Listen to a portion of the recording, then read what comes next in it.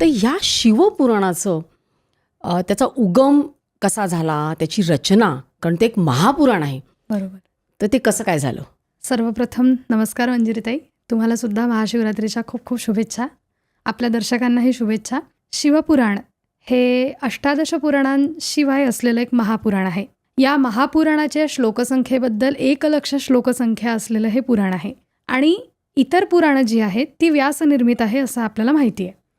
पण शिवपुराणाच्या उगमाबद्दल जेव्हा आपण बोलतो त्यावेळेला शिवपुराण हे स्वतः शिवांनी स्वतःचं स्वरूप प्रकट करण्यासाठी बोलल्या गेलेलं आहे असं मानलं जातं. पण त्यातला काहीसा भाग हा वायू पुराणाच्या अंतर्गत किंवा वायुदेवतेने सुद्धा तो उद्धृत केला आहे. म्हणून बऱ्याच ठिकाणी शिवपुराणाला वायुपुराण या नावाने सुद्धा ओळखलं जातं.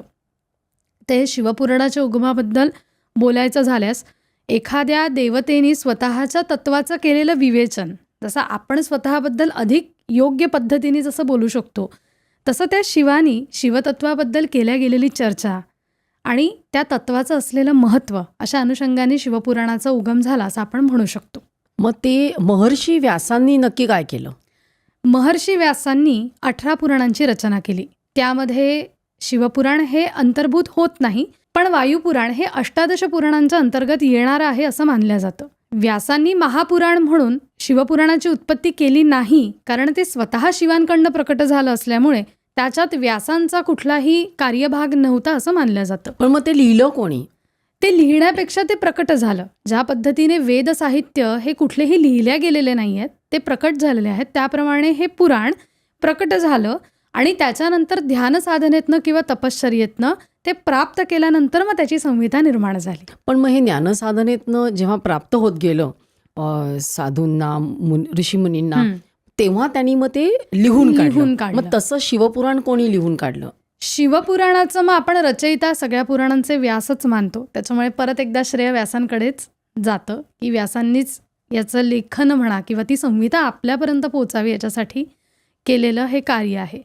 पण त्याआधी हे पुराण वाङ्मय जे निर्माण झालं हे काही एखाद्या पुस्तकासारखं निर्माण झालेलं नाही. यामध्ये असलेला 90% भाग हा कथा उपकथांचा आहे आणि कथा ही सांगितल्यानंतर समोरच्याला ऐकाविषयी वाटते.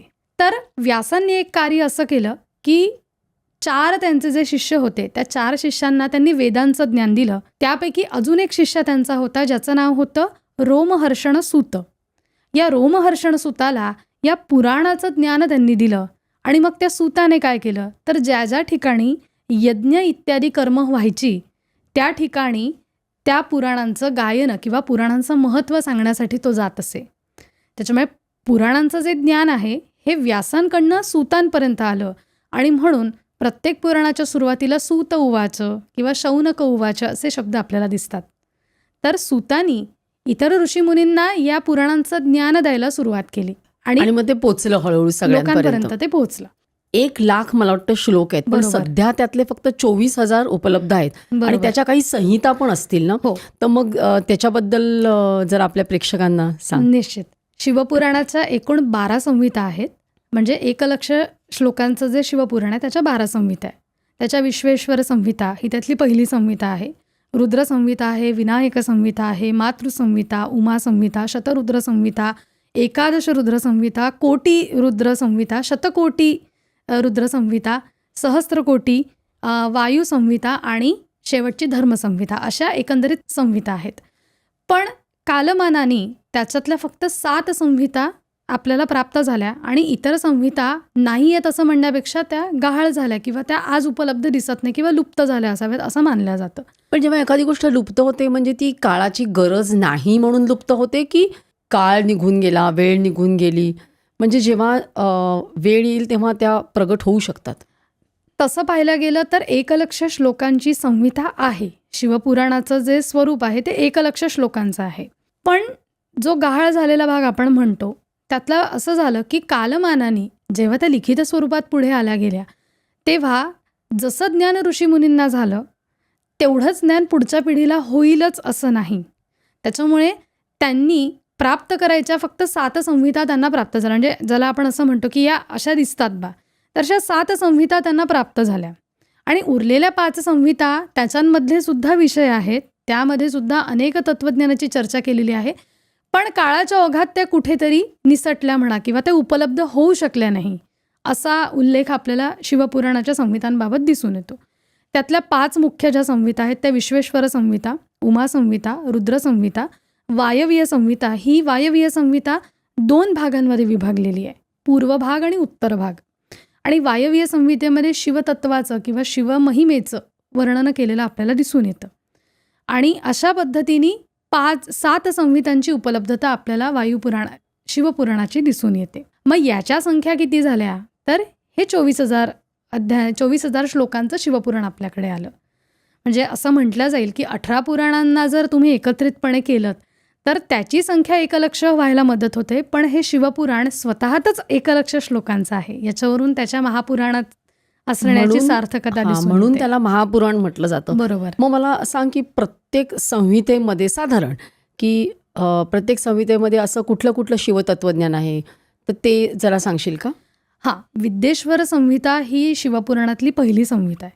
यामध्ये शिवपुराणाचा महिमा, शिवपुराणाचा जोगम जो आपण आत्ता चर्चा केली तो, त्यानंतर शिवतत्व काय आहे याबद्दलची चर्चा दिसून येते.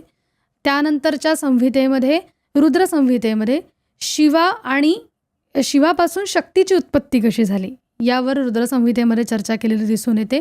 शतरुद्र संहितेमध्ये शंकराच्या पंचमुखी हे जे स्वरूप आहे, सद्योजात, वामदेव, तत्पुरुष, अघोर, ईशान, या 5 तत्वांची चर्चा शतरुद्र संहितेत केलेली दिसते. कोटी रुद्रामध्ये ज्योतिर्लिंगांची चर्चा दिसून येते की आपल्याकडे जी 12 ज्योतिर्लिंग आहेत त्याची चर्चा, ज्योतिर्लिंगाची जी महत्त्वाची संकल्पना आहे ही कोटी रुद्र संहितेतनं दिसून येते. उमा संहितेमध्ये आचारधर्माचं चर्चा केलेली की आचरण कसं असलं पाहिजे. तत्वाची आराधना करत असताना ज्यावेळेला तुम्ही सदाचाराचं वर्तन करता तर ते कशा पद्धतीने असलं पाहिजे हे आचारधर्माचं वर्णन त्यामध्ये केलेलं दिसतं. आणि नंतरच्या उरलेल्या ज्या 2 संहिता त्याच्यामध्ये प्रामुख्याने तत्त्वज्ञानावर आधारित काही प्रश्न आणि उपसंहाराचा भाग, अशा पद्धतीने या 7 संहितातले विषय आपल्याला दिसून येतात. ही क्लिप शेवटपर्यंत बघितल्याबद्दल खूप खूप धन्यवाद. संपूर्ण एपिसोड बघण्यासाठी खाली दिलेल्या लिंकवर क्लिक करा आणि सर्व काही चॅनलला सबस्क्राईब करायला विसरू नका.